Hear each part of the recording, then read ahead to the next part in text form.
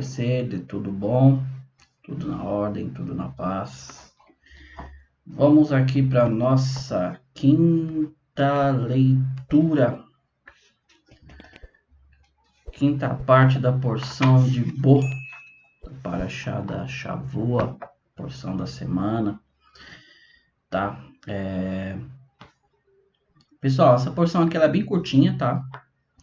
Então, creio que a gente vamos ser rápido aqui, não vamos nos prolongar muito, né? Não adianta a gente falar simplesmente ficar enchendo, né?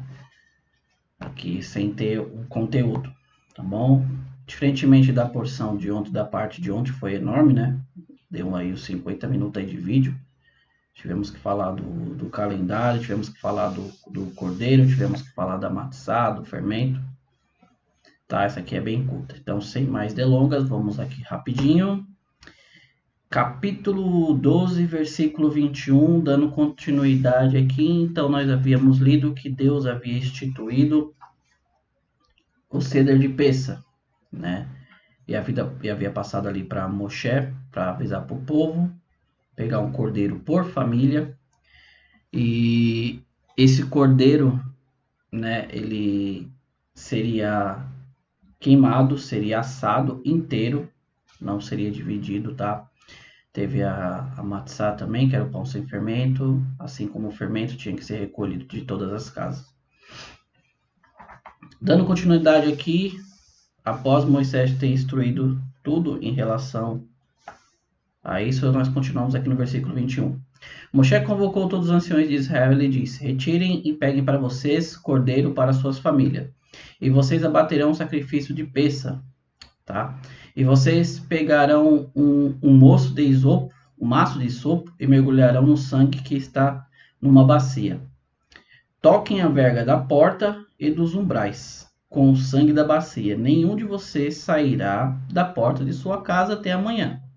Deus passará para golpear o Egito. Quando ele viu o sangue sobre a verga, os dois umbrais, Deus pulará sobre essa entrada e não permitirá ao destruidor entrar em suas casas para golpear. Vocês devem guardar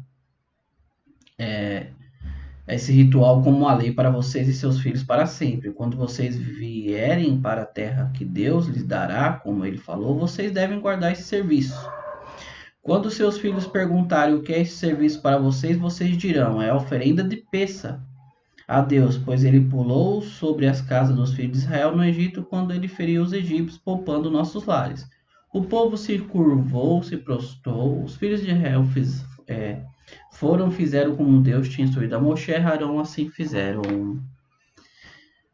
Como eu mencionei aqui, meus amigos, é uma porção curta, tá? Eu só quero me focar aqui em alguns pontos com vocês.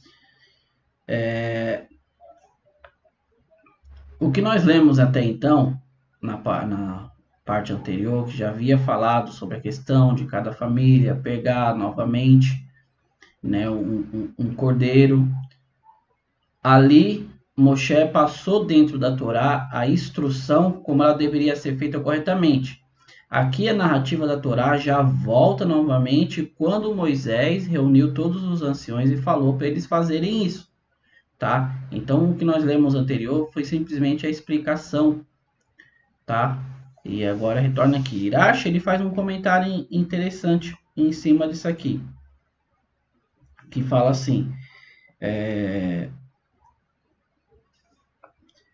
com o sangue da bacia. Eu vou ler para vocês aqui. Diz assim: e vocês pegarão um maço de isopo e mergulharão no sangue que está numa bacia. Toquem a verga da porta e os dois umbrais com o sangue da bacia. Rashi, ele comenta que qual a necessidade do texto repetir, porque o texto ele repete duas vezes a questão de passar o isopo na bacia para passar nas vergas da porta. Para que não se diga, uma imersão é suficiente para as 3 aspersões, uma na verga e 2 nas batentes da porta.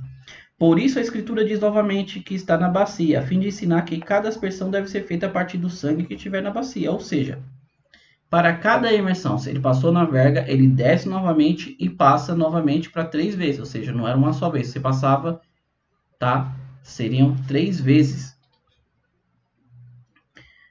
Então vem aqui o versículo que fala: nenhum de vocês sairá da porta de sua casa até de manhã, como nós já havíamos lido anteriormente.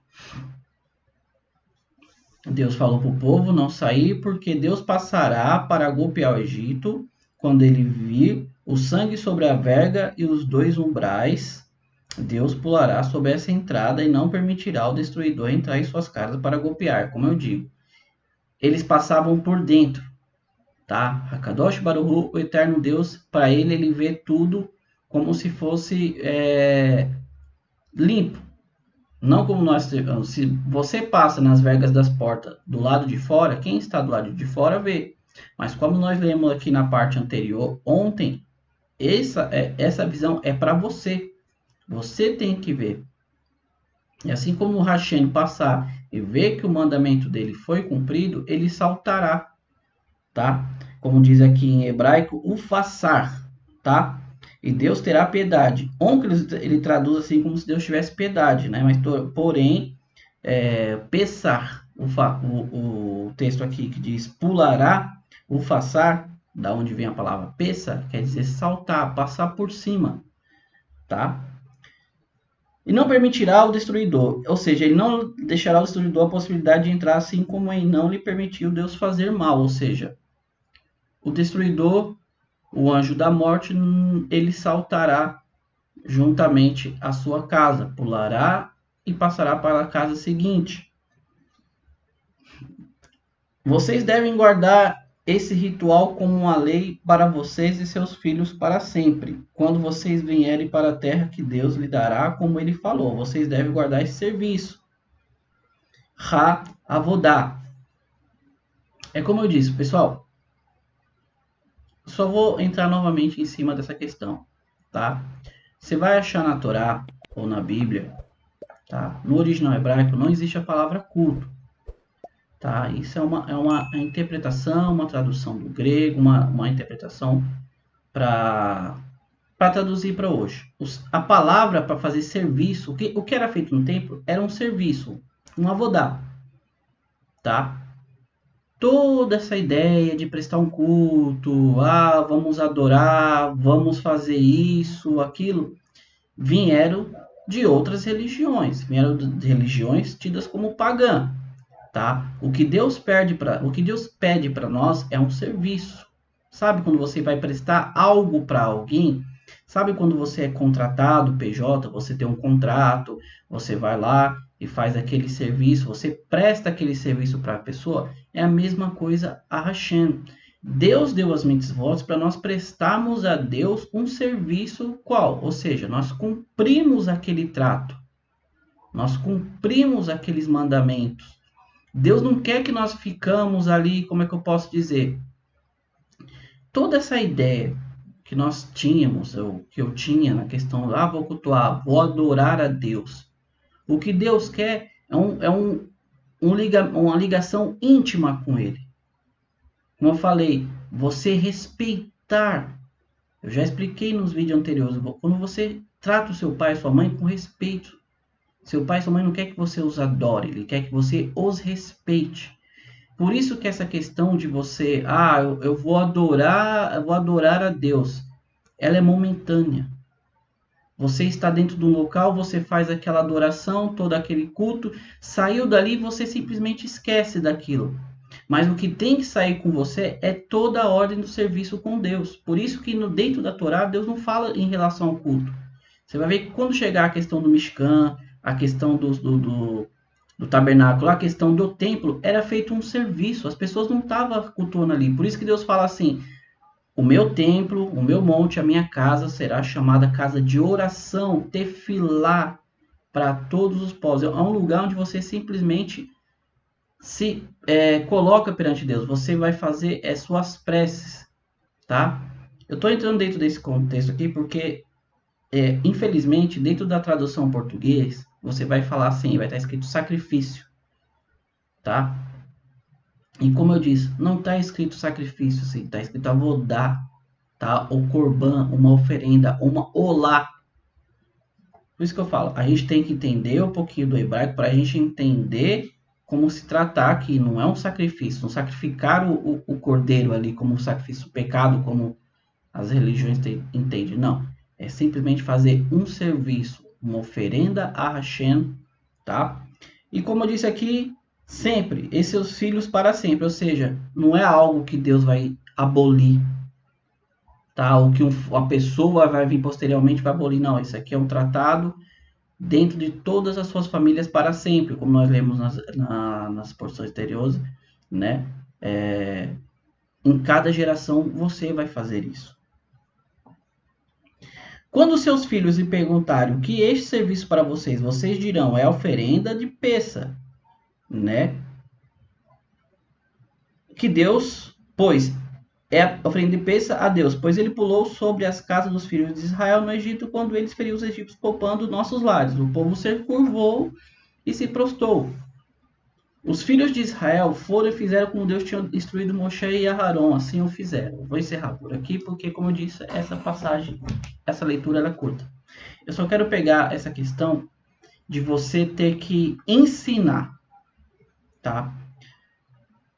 Quando vossos filhos lhe perguntam sobre algo, em relação aqui, no caso, à Torá, tá? É perguntado. Você tem que explicar o motivo daquilo. Diferentemente dos dias de hoje, simplesmente você pega muitas das vezes o seu filho, você não explica o real motivo daquilo, você só o adverte. Muitas das vezes a criança, ela, né, Deus livre, ela apanha, mas ela não sabe o motivo por que ela está apanhando. Deus nos instrui a quando uma criança vier a fazer uma pergunta, aqui tem um profundo, depois nós vamos tratar sobre isso, sobre os 4 tipos de crianças, tá? Você deve instruir, tá? A criança perguntar, você instrui, você explica sobre a mesa o que é aquele serviço, no caso aqui no serviço de Pessa, tá? Encerrando conosco aqui, vamos ficar com essa mensagem. Uma criança, ela tem sede, uma criança, ela não tem o conhecimento que um adulto tem. Ela está ali com a sua mente nova, então ela está cheia de perguntas na cabeça. Quando ela perguntar, não seja raso na sua pergunta. Não fala simplesmente porque não pode. Isso não existe. Você tem que explicar. Tem toda uma história porque daquilo não se pode fazer. Ah, pai, por que eu não posso fazer isso? Por que eu não posso ir naquele lugar? Explica o real motivo.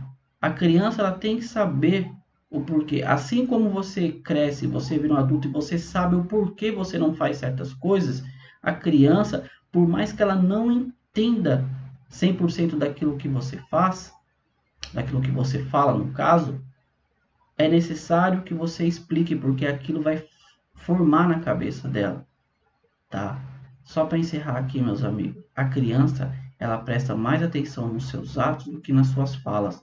Então, quando eles sentavam na mesa de Pessa para fazer o serviço a Hashem, ela via aquilo e ela inculcava na mente dela e perguntava.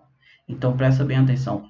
Uma criança, ela presta atenção nos seus atos, não naquilo que você faz. Por isso que uma criança, quando um pai ou uma mãe faz uma coisa, e ela ouve o pai e a mãe falando, não faz aquilo, mas o pai e a mãe faz, aquilo causa uma confusão na mente dela. Por isso que ela fala, você fala para mim não fazer, mas você mesmo faz.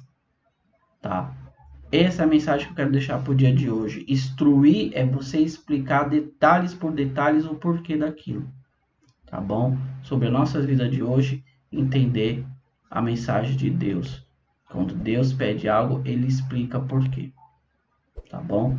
Mais uma vez, curtinha, rápida, fiquem com Deus. Eu agradeço mais uma vez, um Todarabá, toda sorte de bênção sobre a sua vida no dia de hoje, nessa quinta-feira, e que nós podemos ter um dia cheio de bênçãos, um dia proveitoso, não um dia simplesmente lançado, mas um dia que nós devemos aproveitar e tirar o máximo deles. Mais uma vez, Lehitraot, fiquem com Deus, Todarabá.